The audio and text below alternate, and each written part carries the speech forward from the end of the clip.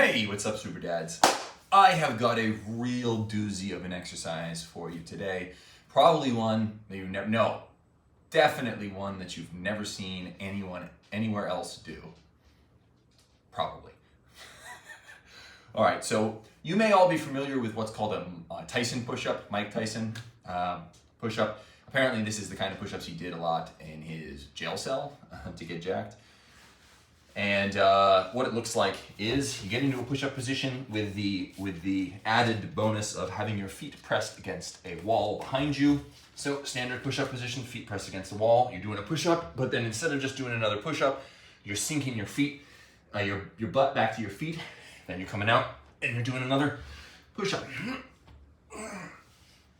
Okay, this is a Mike Tyson push-up, and I give it like a 4 out of 10 in terms of exercise quality. There's a lot of wasted, extraneous movement there that's just in there to make you feel tired. And, you know, yeah, he's a great boxer, but he probably developed his boxing endurance from boxing, not from doing this.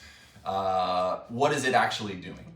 Well, when you're pulling your butt back to your feet, that's largely, that's largely your hip flexors that are doing the work there. More so than your abs, because your lower back isn't bending at all, so your abs aren't really contracting at all. It's mostly hip flexors. If you want to be training your hip flexors, against resistance regularly, have at it. But there are more efficient ways to do it. On the return, when you're going back to that push-up position, right, you're basically pushing with your legs, but the amount of load there is negligible. It's not going to increase your leg strength to push yourself back out to that push-up position. So wasted movement. And usually when an exercise has a ton of wasted movement, all you're really doing is making yourself tired, so that fatigue becomes, like cardiovascular fatigue becomes your limiting factor, and you are giving the muscles that you're actually trying to develop or create muscular fatigue within, you're giving those muscles a chance to take a break and relax.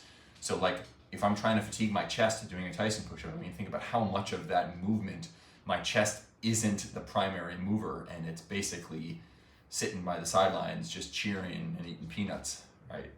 So not all that efficient, not a super great exercise. But here is a very simple but brutal modification that you can make to it. Now, this modification that I'm about to recommend will not be training your, let's say, it's not going to train your abs. It's not really going to train your legs. It will train your upper chest and your shoulders very effectively. And I would say it's going to train your cardiovascular endurance more than the other one where you're just moving around like a crazy person, because of the levels of fatigue you're going to be able to create in the muscle. Okay, so what is this little adjustment that I'm going to introduce? That adjustment is that you're going to encourage, you're going to demand that your pressing of your arms and your upper body is working against your legs. So we get into this position. And actually, let me start from this position. Okay. What I'm going to do is I'm going to be pushing, basically squatting against this wall. Squatting against the wall and resisting the squat with my hands. So I'm doing like a shoulder press, a negative shoulder press, or an eccentric shoulder press to try to stop my legs from winning. Here we go. Okay, keep it up. Now let your arms win.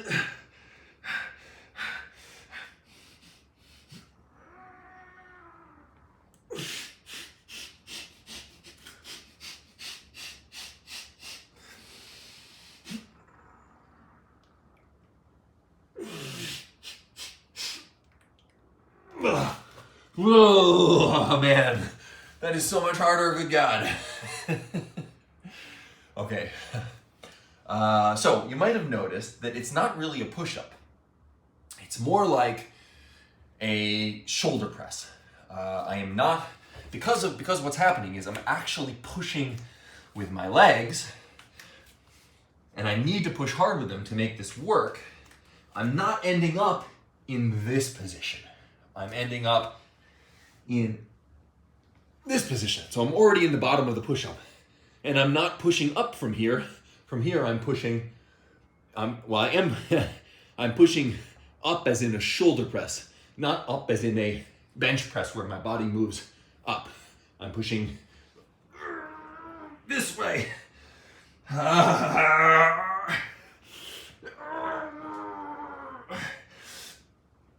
Oh, and you know what? I just realized something. You can make this even more effective by adding a little bit of stability to it. How do you do that? Allow your knees to be on the ground.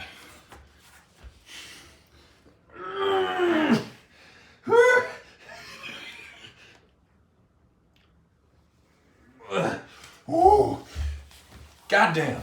Okay. Now, you're gonna have a little bit less core activation by doing it with your knees on the ground. So obviously, play with them both. I would recommend starting with your knees off the ground so that your core is having to work as well a little bit. And then when you fatigue, then drop your knees to the ground. Now, this is a great exercise for a couple of reasons.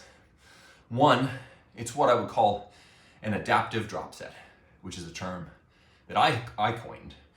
And it basically means any exercise where you are providing resistance or help to yourself through the application of force generated by some other typically non-involved muscle group.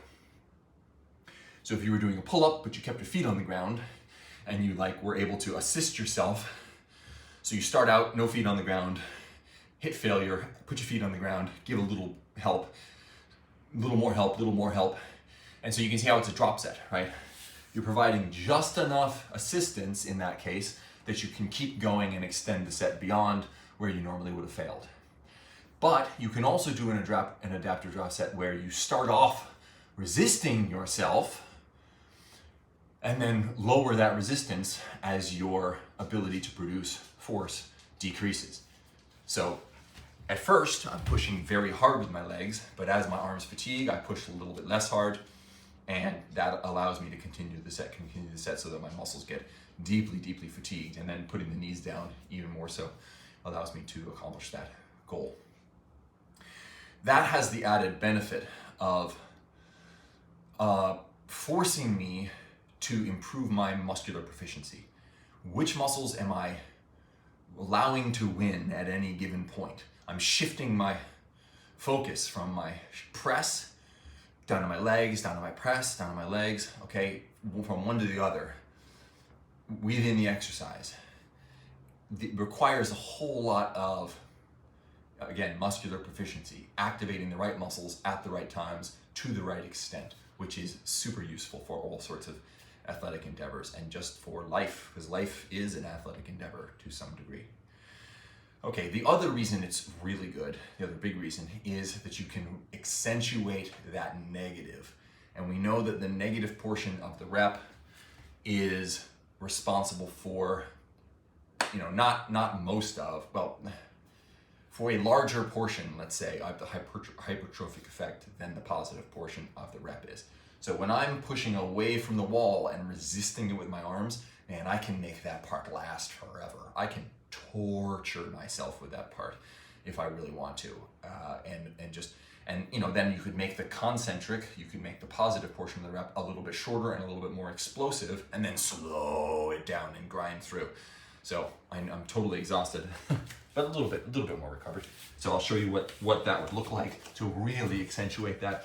So I start here, and I push, and I'm resisting, real slow, and then I bang, power it back.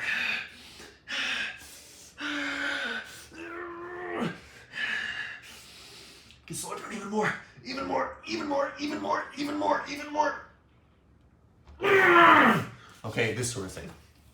And man, that's a lot of adaptability or flexibility in a single exercise to have.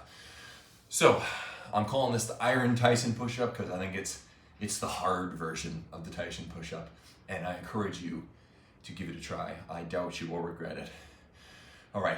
Oh, one last thing. The exercise is largely working the anterior and lateral delt, and the upper chest. And who doesn't want more of those muscles? Yeah, baby. And cardiovascular as well. Okay, give it a try. Go be super. Thanks for watching. Comment, like, and subscribe, and everyone who does those things, I really appreciate you.